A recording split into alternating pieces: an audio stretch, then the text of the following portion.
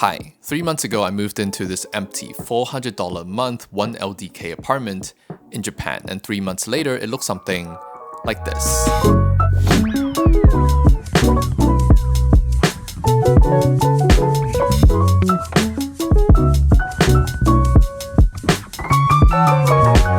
To me, this has been more than just a space. It is a reflection of how much I accidentally spent furnishing this place. So in this video, I'll be breaking down every single thing, including my mental well-being, from finding this place to renting this place to furnishing this place to looking for inspiration. It's gonna be a long video, so sit back and relax and let's get on with it.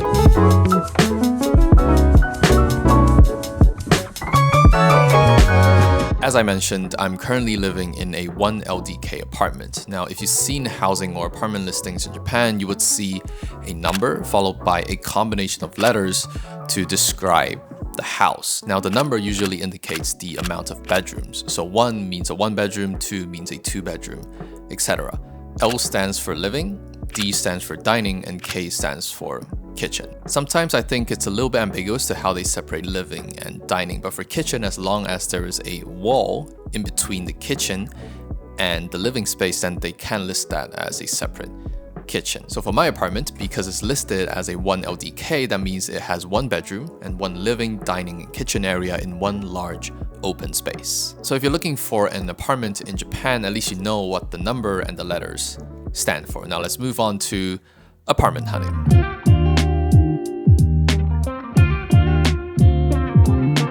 So when it comes to apartment hunting in Japan, especially as a foreigner, let's just say that you need to tune your expectations a little bit because, well, no sugarcoating, it's just not really foreigner friendly. My boss told me this before I even moved to Japan. He said when you're traveling in Japan, you're paying to see the good side of things, the good side of Japan. But when you're living in Japan, you have to accept the bad stuff as well. And the renting system or the renting process in Japan, especially for foreigners, is definitely not on the good side. I think I found more than 10 apartment listings that I was interested in, and basically all of them got rejected after knowing the fact that it's going to be rented to a foreigner.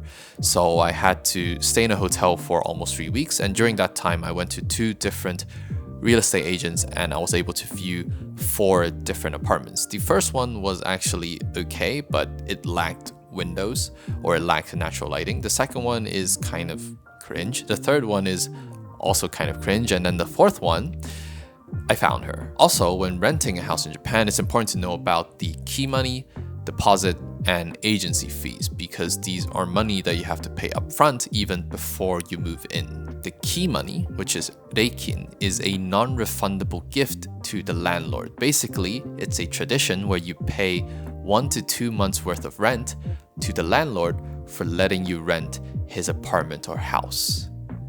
Sounds fucked up. So not only do you have to pay rent, but you have to pay more money as a token of arigatou gozaimashita. And it's non-refundable. Can I just buy the landlord a cookie? Then we have the deposit, which is the shikikin. Now, fortunately, this is refundable.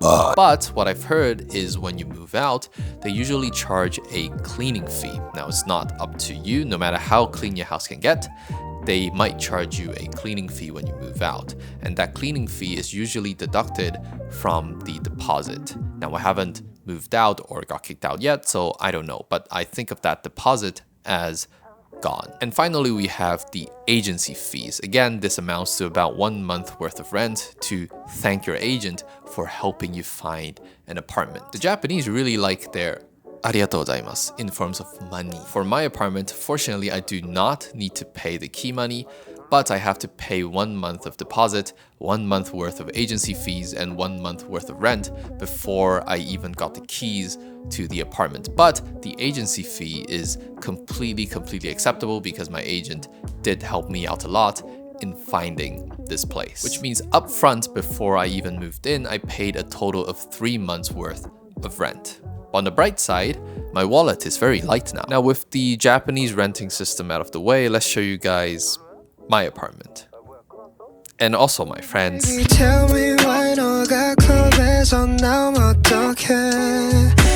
As I've said, this is a 1 LDK apartment, which stands for one long dish. So it has one bedroom, one living, dining, and kitchen area. The living and dining space is sort of one, and it has a semi-separate kitchen.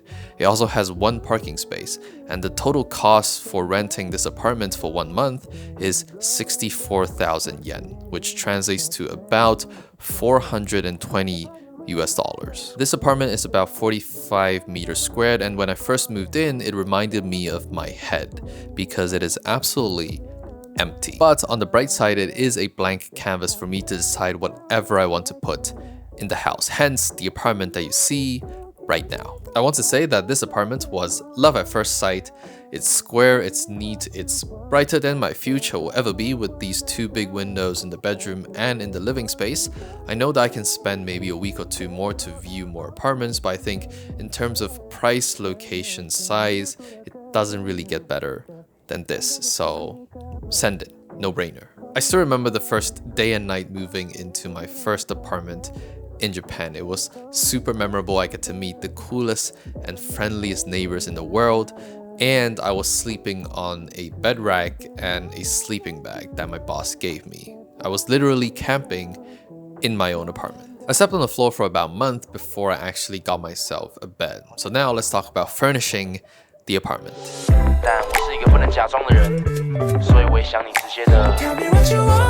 Now I have zero interior design knowledge. The most that I have organized a space would be my desk back in Hong Kong.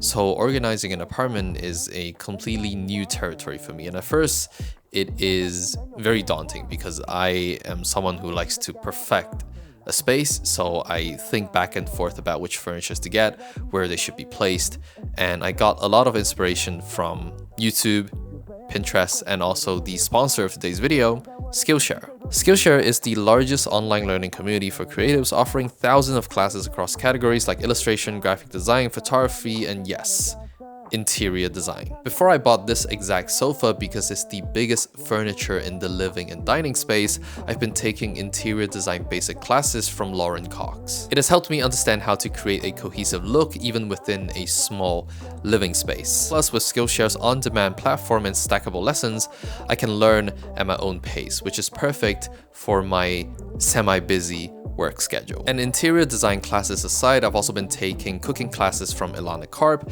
and also Japanese courses from Andy Watabe. So if you want to learn something new and get inspired, Skillshare is the perfect community for you. The first 500 people to sign up using the link in the description will get a 1-month free trial of Skillshare. Have fun, get inspired. Now let's get back into the process of furnishing my apartment.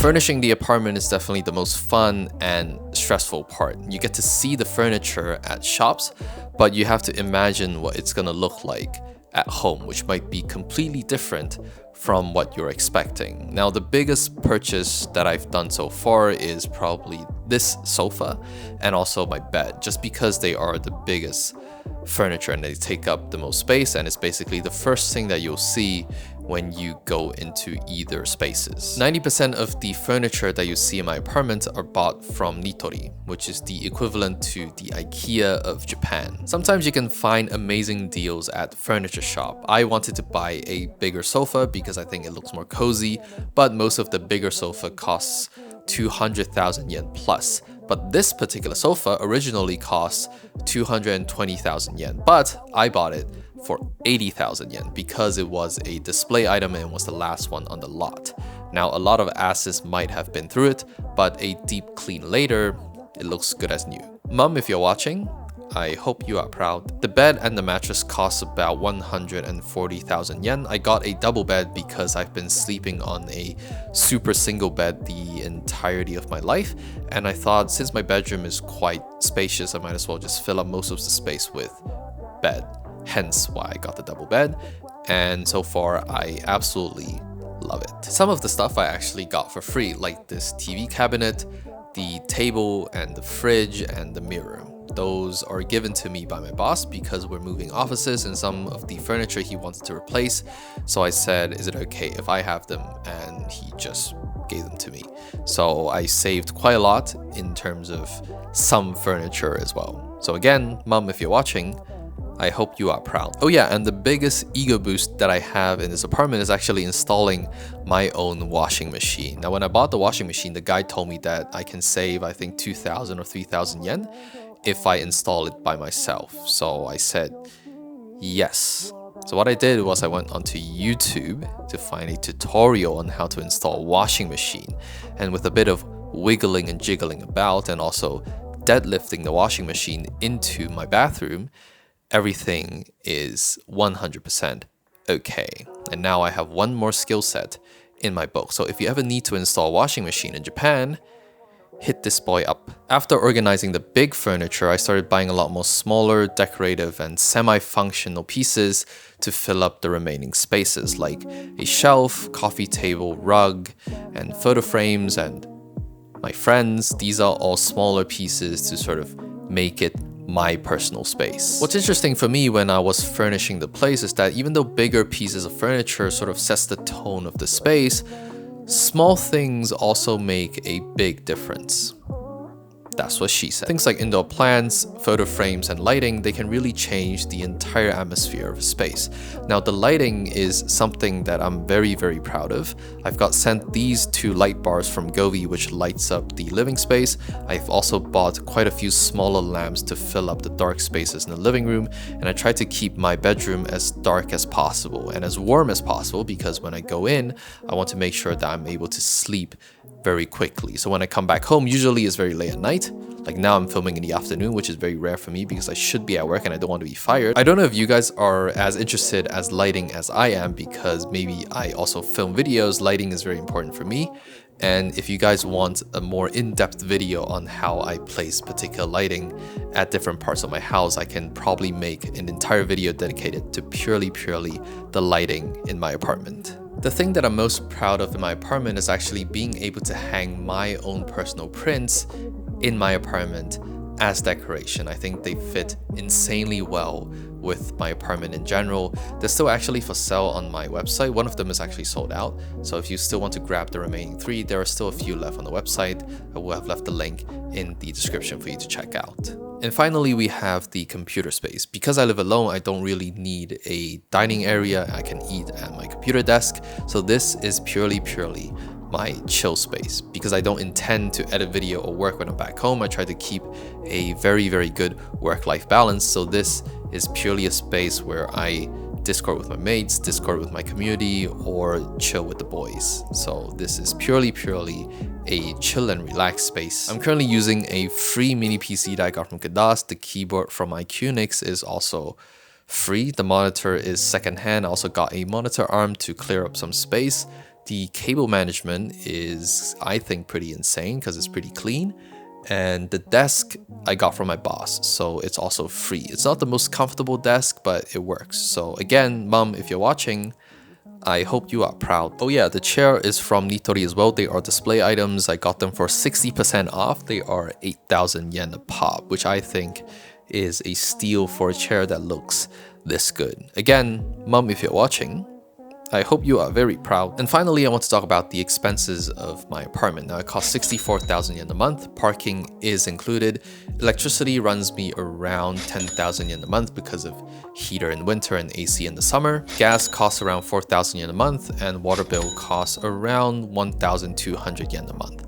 So on and off, I'm looking at spending 80,000 to 85,000 yen a month just to run this apartment. Overall, I spent around 400,000 yen to furnish up the apartment. I forgot to mention that I also have to buy 1 AC unit and also the gas stove as well. 3 months into living in Japan, I can confidently say that this apartment really feels like home. The process is definitely not the easiest, but it's worth every single second. For those of you considering moving to Japan or even moving into your own space, I hope that this video inspired you in some way, shape, or form.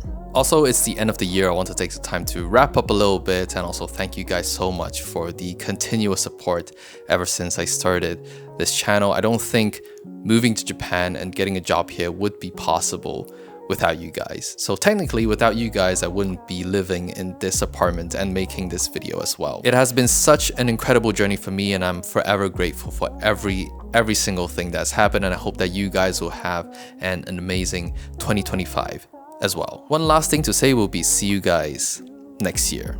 if the video comes out before the 31st of December, but no promises. I don't know how long it's gonna take for me to edit. Anyways, thank you guys so much for watching to the end, and have a beautiful, beautiful day wherever you are, and hopefully I'll see you guys next year or soon, whichever one comes first. Anyways, take care. Bye.